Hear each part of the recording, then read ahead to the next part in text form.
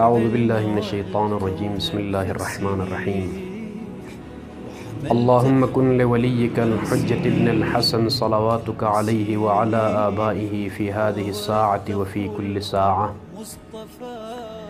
ولیا وحافظا وقائدا وناصرا ودلیلا وعینا حتی تسکنہ ارضک طوعا وتمتعہ فیہا طویلا.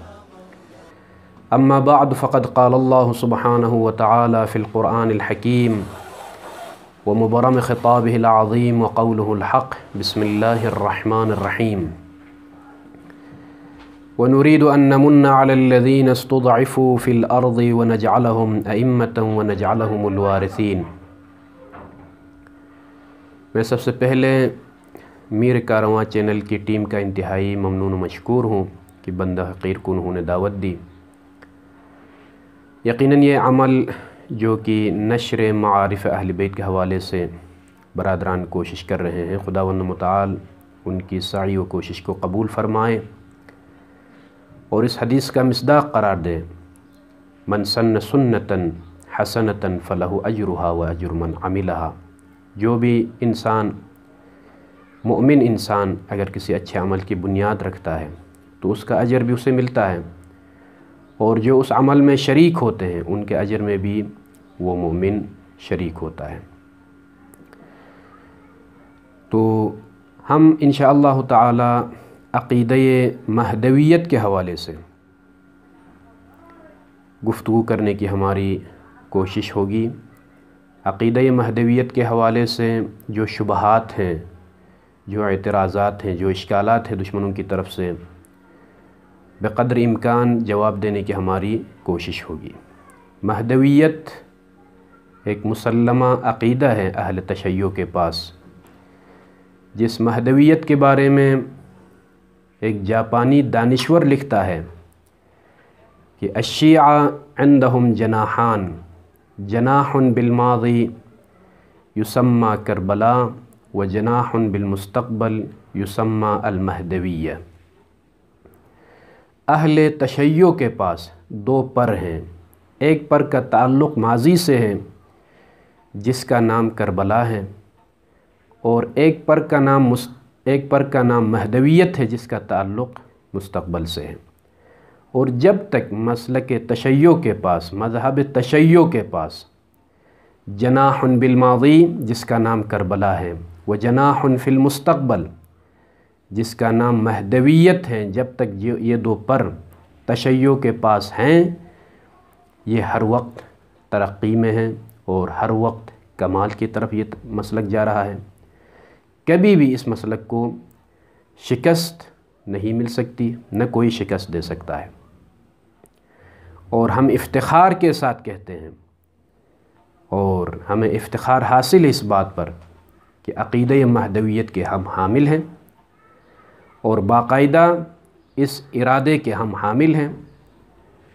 یہ صرف کسی امید کا نام نہیں ہے بلکہ ایک حقیقت کا نام ہے اور ایک حقیقت کے انتظار میں ہے. اور ایک مغربی دانشور لکھتا ہے المہدویہ فکر، مہدویت ایک فکر ہے، والفکر یتحول الی ارادہ، اور فکر ہی ہے جو ارادے میں تبدیل ہوتی ہے. والارادۃ اذا قویت تحقق المعجزات، جب ارادہ قوی ہوتا ہے، جب عزم اپنے کمال تک پہنچ جاتا ہے تو معجزات رونما ہوتے ہیں. اور انشاءاللہ تعالی ہم اسی عقیدے کا حامل ہیں. لہٰذا مہدویت کسی خاص فرقے کے ساتھ اس عقیدے کا تعلق نہیں ہے. آج کل جو کہا جاتا ہے کہ تشیع کے پاس صرف یہ عقیدہ پایا جاتا ہے اور باقی مسلمان اس حوالے سے عقیدہ نہیں رکھتے ہیں، بلکہ تشیع پر کئی اعتراضات، کئی اشکالات کیے جاتے ہیں، لیکن حقیقت میں مہدویت ایک تصور ہے، ایک فکر ہے، ایک ارادہ ہے جو تمام مسلمانوں کے پاس یہ فکر موجود ہے.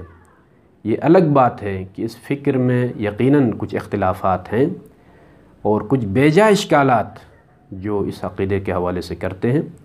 ہماری آئندہ گفتگو میں اسی عقیدے کے حوالے سے بات ہوگی، عقیدہ مہدویت، اور جو کچھ اعتراضات اور توہمات اس حوالے سے پیش کیے جاتے ہیں مدلل اور منطقی جواب دینے کی ہماری کوشش ہوگی۔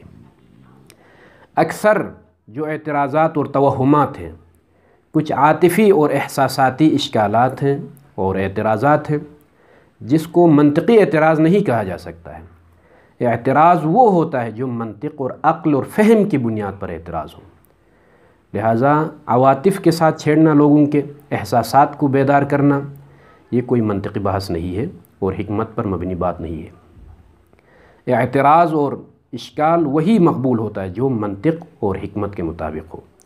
انشاءاللہ تعالی سامعین محترم اور ناظرین کرام اس حوالے سے اپنے خیالات سے ہمیں مطلع کریں گے، اور ہماری کوشش ہوگی، اور جو کچھ ان کے پاس اشکالات ہوں گے اور جو کچھ ان کے پاس ملاحظات ہوں گے ہم سنیں گے اور مدلل جواب دینے کی ہماری کوشش ہوگی۔